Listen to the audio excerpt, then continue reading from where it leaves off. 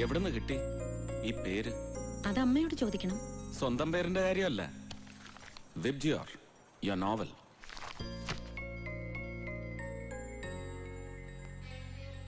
മഴവില്ല് ഇഷ്ടമായിരുന്നു കുട്ടിക്കാലം മുതലേ. ഗുഡ്. മഴവില്ല് ഇഷ്ടപ്പെടുന്ന, മുഖത്ത് നനുത്ത രോമങ്ങളുള്ള, നീളൻ കൈവിരലുകളുള്ള വിബ്ജിയോറിന്റെ സൃഷ്ടാവിന് എങ്ങനെ കഴിയുന്നു ഒരാളെ കൊല്ലാൻ? What do you mean? Krishnan നമ്പ്യാരുടെ മരണം, അതിന്റെ പിന്നിൽ സൂസനും സൂസന്റെ സംഘടന ദിശയുമല്ലേ? ലൈൻ കൊള്ളാം. ക്രിമിനോളജിയിൽ ഡോക്ടറേറ്റ്, യങ്, ബ്രില്യന്റ് എന്നൊക്കെ പത്രങ്ങൾ വാഴ്ത്തിയപ്പോ ഈ മിറക്കിൾ ഞാൻ പ്രതീക്ഷിച്ചില്ല. ഒറ്റ ദിവസം കൊണ്ട് തന്നെ കണ്ടുപിടിച്ചു കളഞ്ഞല്ലോ നമ്പ്യാർ വധക്കേസിലെ കൊലയാളി കൂട്ടത്തെ.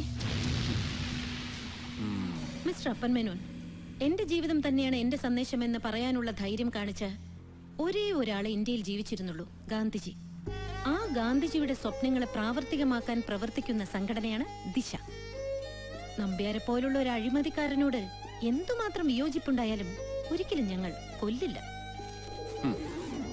മുന്നിൽ ഗാന്ധി, പിന്നിൽ ഗോഡ്സെ, മുന്നിൽ ബുദ്ധൻ, പിന്നിൽ ഹിറ്റ്ലർ. ഇന്ത്യയിലും ലോകത്തിന്റെ വിവിധ ഭാഗങ്ങളിലും പ്രവർത്തിക്കുന്ന എല്ലാ തീവ്രവാദ പ്രസ്ഥാനങ്ങളുടെയും ഗ്രൂപ്പുകളുടെയും തന്ത്രമാണ്. സമൂഹ മധ്യത്തിൽ സ്വീകാര്യത നേടാൻ ഇതിലും നല്ല വഴി വേറെ ഇല്ലെന്ന് അവർക്കറിയാം. ഒരു നുണ 100 ആവർത്തി പറഞ്ഞാൽ സത്യമായി ഭവിക്കുമെന്നറിയാവുന്ന ഇത്തരം ചെറു ഗ്രൂപ്പുകളുടെ ചരിത്രമൊന്നും പഠിപ്പിക്കണ്ടെന്നെ. സൂസൻ അറിയോന്നറിയില്ല, കേരളത്തിൽ പ്രവർത്തിക്കുന്ന എല്ലാ മനുഷ്യാവകാശ സംഘടനകളുടെയും പിന്നിൽ വർഗീയ സംഘടനകളാണ്. ഏറ്റവും കൂടുതൽ ജീവകാരുണ്യ പ്രവർത്തനങ്ങൾ നടത്തുന്നതും അവരാണ്. ദിശ അങ്ങനെ ഒരു സംഘടനയല്ല. മുന്നിലും പിന്നിലും ഗാന്ധിജി. ലക്ഷ്യം പോലെ തന്നെ പ്രധാനമാണ് മാർഗവും എന്നാണ് ഞങ്ങളുടെ വിശ്വാസം.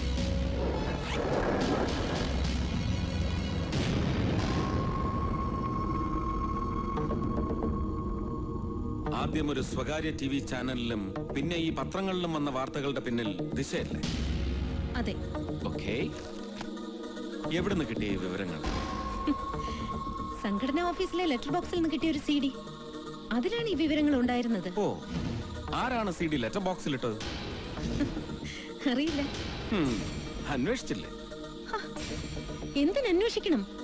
വിവരങ്ങൾ സത്യമാണോ അത് മാത്രം നോക്കിയാ പോരെ? ഊമക്കത്തുകൾ ഹർജികളായി കോടതികൾ പോലും സ്വീകരിക്കാറുണ്ടെന്ന് ഓർക്കണം ഡോക്ടർ അപ്പൻ Menon. Then you may go. പക്ഷെ ഒരു കാര്യം, സംഘടനാ പ്രവർത്തനത്തിലൂടെ സിദ്ധിച്ച ആർഗ്യുമെന്റ് പവർ ഉപയോഗിച്ച് എന്നെ കൺവിൻസ് ചെയ്ത് കളഞ്ഞൊന്ന് ധരിക്കരുത്. സൂസന്റെയും ദിശയുടെയും പിറകിൽ എന്നും ഉണ്ടാവും എന്റെ കണ്ണുകൾ. Always welcome.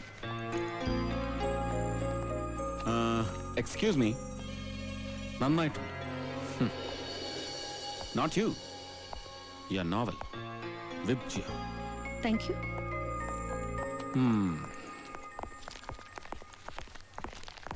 Sir, Mekkadan sir തന്നിച്ച ഗുണ്ടാലിസ്റ്റാണ്. മിസ്റ്റർ മേക്കാടൻ, ബാല്യം എവിടെ? ഇവരുടെയൊക്കെ ബാല്യം എവിടെ? ഒരു ഡോക്യുമെന്റ് രേഖപ്പെടുത്തുമ്പോൾ learn to make it complete.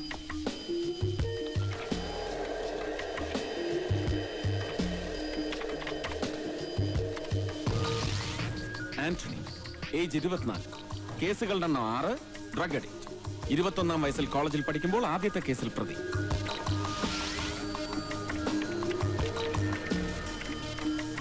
സലാം, വയസ്സ് 30, ഗാങ് ലീഡർ, കേസുകൾ 14, ആദ്യത്തെ കേസിൽ പ്രതിയാവുന്നത് 18-ാം വയസ്സിൽ. See, this is all.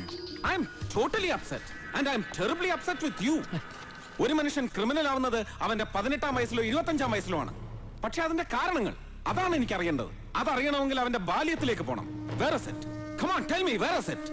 Where is it എന്നൊക്കെ എന്നോട് ചോദിച്ച ഞാനിതെന്തോ പറയാനാ? ഇതൊക്കെയാണ് ഇവിടത്തെ ഒരു രീതികൾ. ഒരുവൻ ആദ്യത്തെ കേസിൽ പ്രതിയാകുന്ന അന്ന് മുതലുള്ള ഡീറ്റെയിൽസ് ഈ ഫയലിൽ ഉൾപ്പെടുത്താറുള്ളൂ. അത് മാറണം. എന്നിട്ട് സഞ്ചരിക്കണം ഇവർ ഓരോരുത്തരുടെയും ബാല്യത്തിലൂടെ. ചികിത്സ തുടങ്ങേണ്ടത് അവിടുന്നാണ്. ഞാൻ ഒരാൾ വിചാരിച്ചാൽ ഇതാണ് കുഴപ്പം. നമ്മൾ ഒരാൾ വിചാരിച്ചാൽ ഒന്നും ചെയ്യാനാവില്ലെന്ന ഫിക്സേഷൻ, എന്നിട്ട് സ്വന്തം ഉത്തരവാദിത്തങ്ങളിൽ നിന്ന് മാറി നിൽക്കും. അത് മാറണം. Better late than never. തുടങ്ങി വെക്കണം ഇന്ന് തന്നെ. ഇതിലെ ക്രിമിനൽസിന്റെ ബാല്യം ഹണ്ട് ചെയ്യണം. കുട്ടികളാണ് പ്രധാനം, കുട്ടിക്കാലമാണ് പ്രധാനം. U get me?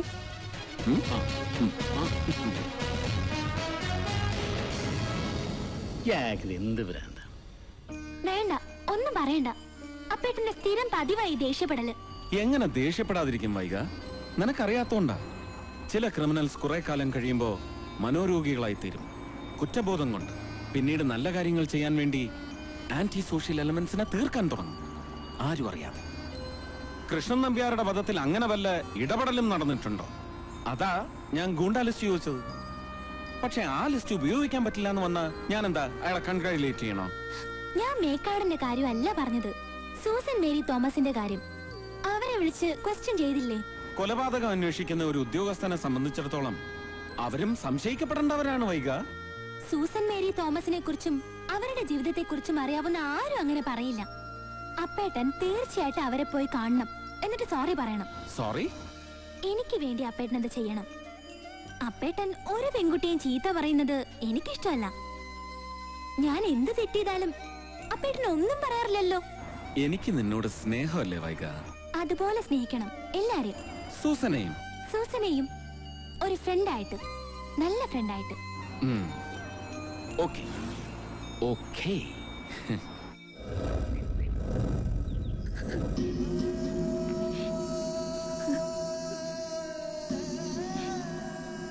ഇന്നലെ രാത്രിയായിരുന്നു സംഭവം. 5ഓളം പേരുണ്ടായിരുന്നു അവര്. മരിച്ചുപോയ എന്റെ ഭർത്താവ് എടുത്ത കടമാണെങ്കിലും പലിശയും പലിശയുടെ പലിശയായിട്ട് മുതലിനേക്കാൾ വലിയൊരു തുക കൊടുത്തു കഴിഞ്ഞു. അത് പറഞ്ഞപ്പോഴാ. ഇത് കണ്ടോ അവര് ചെയ്തത്? സാരമില്ല, പോട്ടെ, ഞങ്ങളുണ്ടാവും കൂടെ. ഇനി ഒരാളും ഉപദ്രവിക്കില്ല. ഷൈന, ഇവരുടെ ഒരു പരാതി എഴുതി വാങ്ങിക്കും. നമുക്കത് വനിതാ കമ്മീഷനിലേക്ക് ഫോർവേഡ് ചെയ്യാം.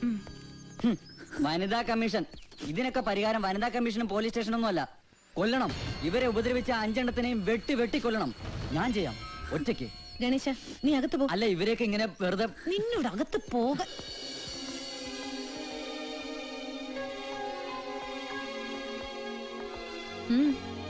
എന്തു വേണം? സോറി, സൂസനോട് ഇവിടെ വന്ന് സോറി പറയണമെന്ന് ആവശ്യപ്പെട്ടു.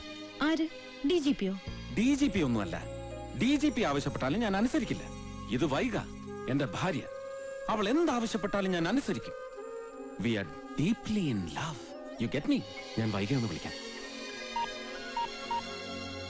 വൈക, ഡൺ. സൂസനോട് സോറി പറഞ്ഞില്ലേ? അതെ, അവിടെ നിൽക്കുക. ഓക്കെ, പിന്നെ വിളിക്കാം. വൈക, മോശമാണ്. വീട്ടിലൊരു ഗസ്റ്റ് വന്നിട്ട് ഒരു ചായ വേണോന്ന് പോലും ചോദിച്ചില്ല. So sorry. എടുക്കാം. ഹേയ്, വേണ്ട. പറഞ്ഞു ചെയ്യേണ്ടവളല്ല, അറിഞ്ഞു ചെയ്യേണ്ടവളാണ് സ്ത്രീ. പോട്ടെ.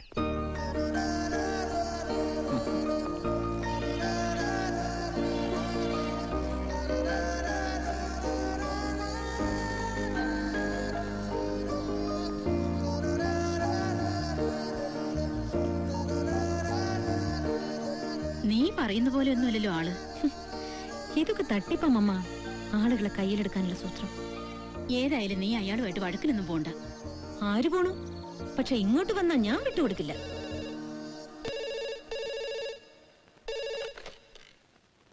ഹലോ, ആണോ? ശരി, thanks. Political leader Sulaiman Sahib, he's cornered. നമ്മൾ കൊടുത്ത പരാതിയുടെ അടിസ്ഥാനത്തിൽ അന്വേഷണത്തിന് ഉത്തരവിട്ടു ഇന്നത്തെ മന്ത്രിസഭാ യോഗം. അന്വേഷണം വിജിലൻസിന് തന്നെ. അപ്പൊ പിന്നെ പേടിക്കണ്ടല്ലോ.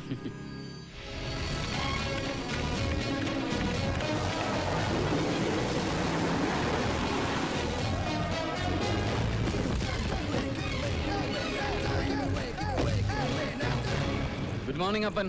മോർണിംഗ്. നല്ല ഐശ്വര്യമുണ്ട് തനിക്ക്. നമ്പ്യാരുടെ കേസ് അന്വേഷിച്ചു തുടങ്ങിയില്ല. അതിനു മുമ്പ് അടുത്തത് സുലൈമാൻ സാഹിബ്.